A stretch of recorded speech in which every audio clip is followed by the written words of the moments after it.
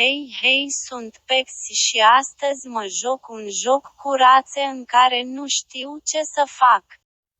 Aoleo vere, ce naiba vrei? Aveți grijă, cade bomba.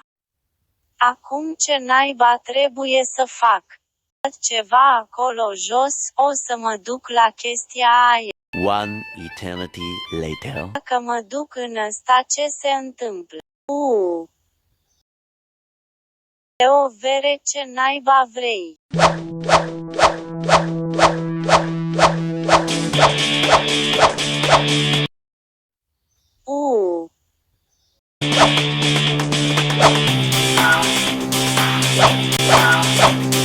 Copilul tău fă cum adică mă omori tu pe mine, mă, cum îndrăznești?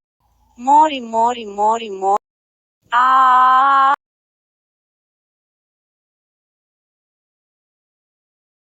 One eternity later.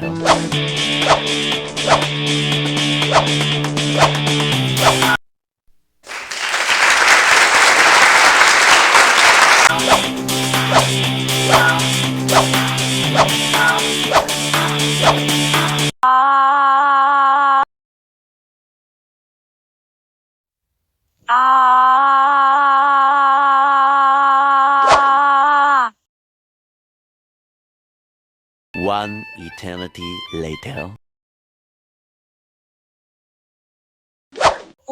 Ce e aia? Acum pot să vă omor pe toți, hașa, hașa, hașa, hașa.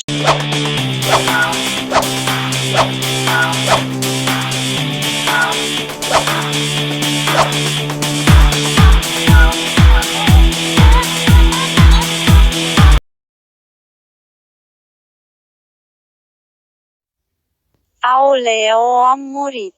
One eternity later. Papa, că m-am enervat.